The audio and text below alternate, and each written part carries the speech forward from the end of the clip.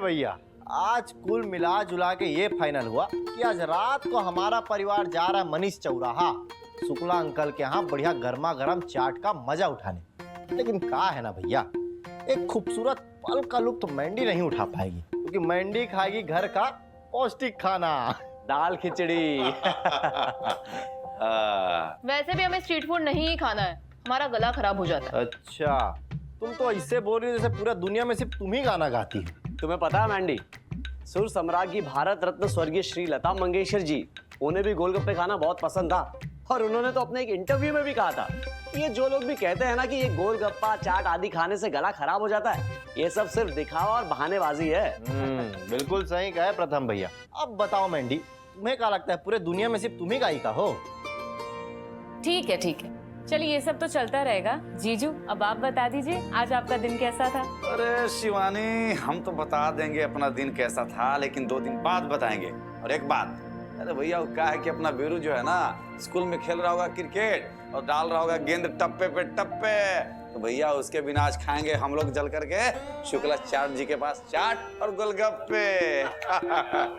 चलिए प्रथम जी आप ही बता दीजिए आपका दिन कैसा था। जीजू तो 1-2 दिन बाद बताएंगे। चलो कोई बात नहीं, विजय भैया 2 दिन बाद बताना चाहते हैं तो 2 दिन बाद ही सही।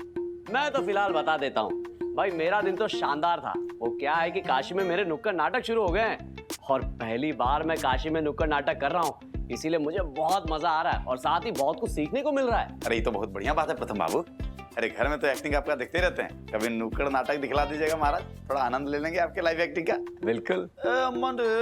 अरे काहे मुंह लटका के बैठी हो भाई, अब थोड़ा सा स्माइल करो, माहौल को थोड़ा सा चिल करो और बता दो कैसा रहा तुम्हारा दिन आज का? जीजू हमारा तो दिन काफी नॉर्मल था, ऐसे बताने लायक कुछ है नहीं। नेताजी तुम बताओ तुम्हारा दिन कैसा था? अरे हमारा आज दिन तो बढ़िया था भाई, और चाट खा के और बढ़िया हो जाएगा। तुम चलोगी? जीजू अरे ठीक है भाई। शिवानी जी, अरे आप कब सुनाइएगा अपनी कहानी महाराज? अरे आपके स्वामी जी बता दिए, आप भी बता दीजिए कैसा रहा आपका दिन आज का? इससे पहले कि आज मैं अपने दिन के बारे में बताऊं, वैसे भी आज हमने खाने के ऊपर इतनी चर्चा कर ली है कि आज मैं वेदी और आप सभी को खाने के ऊपर एक बहुत सुंदर प्रसंग सुनाने चाहती हूँ। तो सुनाइए ना, शुभ काम में देरी का है।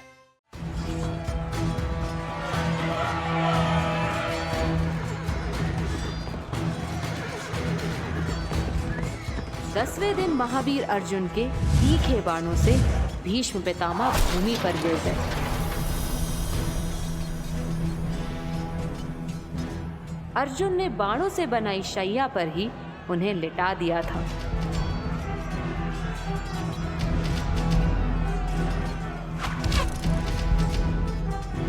अगले 8 दिनों तक भीष्म पितामह बाणों की शैया पर लेटे लेटे ही युद्ध देख रहे थे।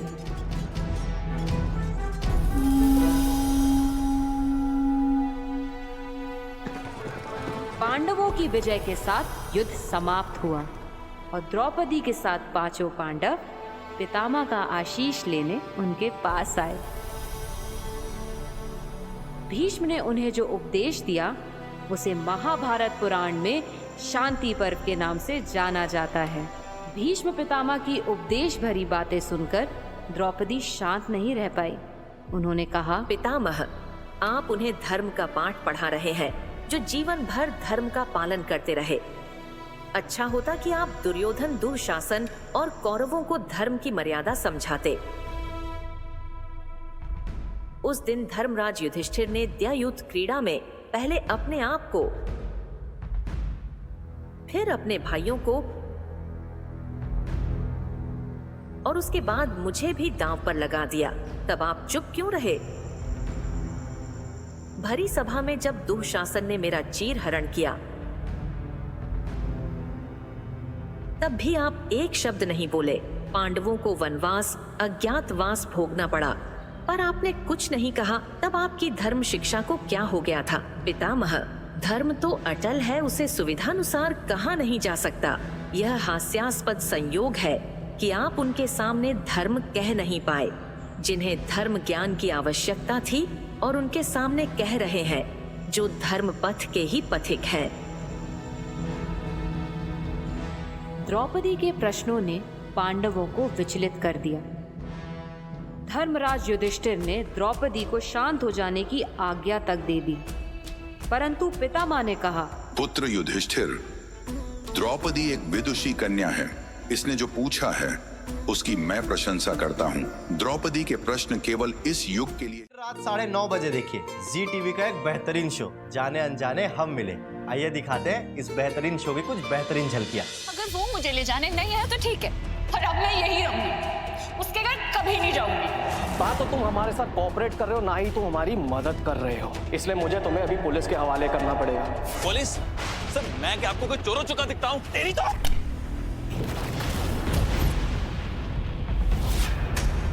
जीत पहुंच गई है मकरूफ के पास। अब उसकी इसी हिम्मत का फायदा उठाया जाएगा। अब आएगा डबल मजा। अरे महाराज काहे पड़े हैं जिंदगी की दुविधा में? अरे जिंदगी का मजे लीजिए और देखिए ना हमारी प्यारी वसु को रात 10 बजे शो वसुधा में। भाई आपको दिखाते हैं वसुधा की कुछ प्यारी झलकियाँ। हमने तुम्हें आज शाम तक का समय दिया था, क्या सोचा तुमने? वसुधा जी कुछ बोले उससे पहले मैं कुछ कहना चाहता हूँ। कहो। मैं ये शादी नहीं करना चाहता। देव इसे अभी के अभी नौकरी से निकाल दिया जाए। फिर रात 10:30 बजे देखिए जी टीवी का नंबर 1 शो यानी कि जमाई नंबर 1। आइए दिखाते हैं इस शो की कुछ झलकियाँ। जो कुछ भी हुआ वो इसकी वजह से हुआ, आपकी वजह से हुआ। क्यों नानी? मैं तो सिर्फ तेरी शादी कराना चाहती थी। शादी शादी शादी, अब क्यों पड़ी है मेरी शादी के पीछे? मुझे नहीं करनी शादी। रीति तू क्या बोल रही है? पूरी जिंदगी अकेले रहूंगी लेकिन शादी नहीं करूंगी।